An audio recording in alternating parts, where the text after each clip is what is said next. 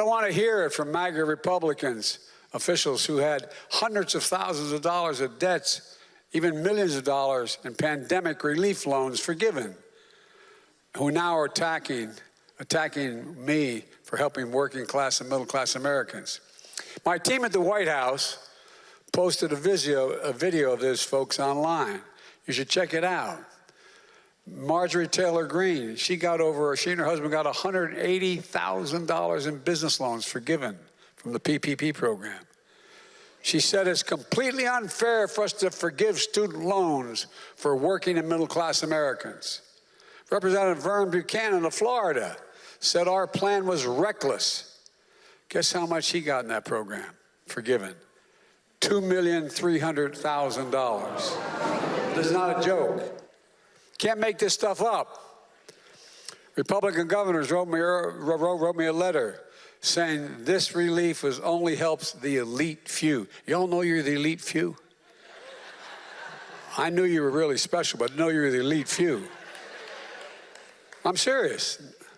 Ted Cruz, the great senator from Texas, he said it's for slackers, quote, slackers who don't deserve relief. Who in the hell do they think they are?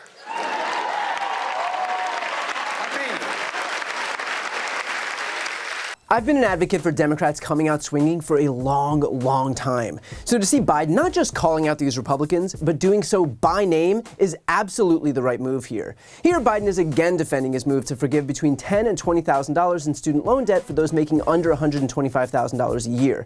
But what's most ironic is that he's doing this to push back against the same Republicans who just so happen to have personally received PPP loans that were then forgiven. Marjorie Taylor Greene had come out and said this. But for our government just to say, okay, well, your debt is completely forgiven. Obviously, they have an agenda for that. They need votes in November. So the timing is a pure coincidence there as well. But it's completely unfair. And taxpayers all over the country, taxpayers that never took out a student loan, taxpayers that pay their bills and maybe even never went to college or just hardworking people, they shouldn't have to pay off the great big student loan debt for some college student that piled up massive debt going to some Ivy League school. That's not fair. And like Biden said, Marjorie Taylor Greene had over $183,000 in PPP loans forgiven. So when she clutches her pearls over the government saying, okay, your debt is completely forgiven, the government literally saw her debt and said, okay, your debt is completely forgiven. The same went for other Republicans that Biden mentioned. Vern Buchanan, who I've never heard of, but if an AI bot had to create a Republican and name him, the name would be Vern Buchanan. He said this. A lot of families in our region, they've been talking about forgiveness of loans for the last 4 or 5 months, are very, very upset.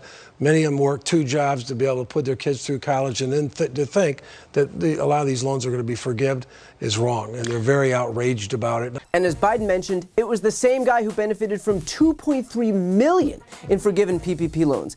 Funny how $2.3 million of taxpayer dollars is okay, but $10,000 for a borrower facing predatory student loan rates? Better go on Fox and whine about how that's completely unacceptable. And while Biden called out Greene and Buchanan by name, they weren't by any means the only ones. A Republican named Mark Wayne Mullen whined on Twitter about paying student loan debt. He had over $1.4 million in PPP loans forgiven. It happened to Republicans Kevin Hern, who had $1 million forgiven, Mike Kelly, who had $987,000 forgiven, and even Matt Gaetz, who had $482,000 forgiven. A lot of selective amnesia going on here. And as Biden noted, Republicans are trying to frame student loan debt forgiveness as a handout to the, quote, elite few. 90% of the benefits are going to borrowers making under $75,000 a year. 90%. Compare that to the only major piece of legislation that Republicans passed when they controlled government, a tax cut that overwhelmingly benefited millionaires and billionaires. But sure, it's the folks making under $75K who are the real elites here. Got it. And here's what rubs me in the worst way. Republicans are trying to frame this as some huge injustice, and in doing so, they're defending predatory loan sharks. Oftentimes, the interest rates are so high, so predatory, that many people have already completely paid off the principal amount, and yet they're still left with a loan that's even higher than when they first took it out. I cannot tell you the number of emails I've gotten from people who paid off the principal years ago and even owe more now today than they did on day one. This isn't about walking into the supermarket and just refusing to pay your bill at the checkout line. This is about trying to get by and paying your loan amount every month and yet somehow still plunging deeper and deeper into inescapable debt. And the fact that Republicans are trying to conflate the two is as clear proof as you'll ever need that these people do not care about working people, they care about special interests and the ultra-rich who do not need to worry about student loan debt. And look, I never talk about myself in these videos, but it's worth noting that I have nothing to gain here. I have no student loan debt, I did get a job while I was in college, I was a personal trainer and put in sometimes as many as 20 hours a week on top of a 5-class schedule to earn 2 degrees in 4 years. I busted my ass, and I had to because we were a regular middle-class family. My parents aren't investment bankers, they're nurses. So as someone who would derive zero benefit from this, my take is that if my tax dollars could go toward helping regular people who just need a break, then by all means, let's help them. For once, let's give a hand to regular people who are trying to get by instead of watching billion-dollar corporations get our money, instead of watching the military-industrial complex get our money, instead of watching the ultra-rich get tax cuts. We never hear a word of pushback when the top 1% get a handout. No one on the right ever decries socialism then. But God forbid a teacher, a truck driver, a cashier, a cook, a small business owner, a nurse gets a little bit of help. Notice how the people making millions of dollars a year always try to convince those making $100,000 a year that those making $30,000 a year are the real problem. If they can convince you that the poor are to blame, then they know you won't pay attention to the rich. And even if that argument isn't resonant with you, even if your position is that you don't want to pay for someone else, consider this. Biden's student loan forgiveness plan is intended to benefit 43 million borrowers. I say intended because Republicans are currently battling this in court, but the White House is still moving ahead full steam with the application process. About 20 million of those borrowers will have their loans eliminated completely. What do you think will happen to the economy when you suddenly make it accessible to 43 million more people? What do you think happens to small businesses, to restaurants, to travel destinations, to clothing stores, to movie theaters? What do you think happens when people can inject money into goods and services instead of pumping it to predatory loan sharks? And then when businesses thrive, what do you think happens to the stock market? What do you think happens to your 401k?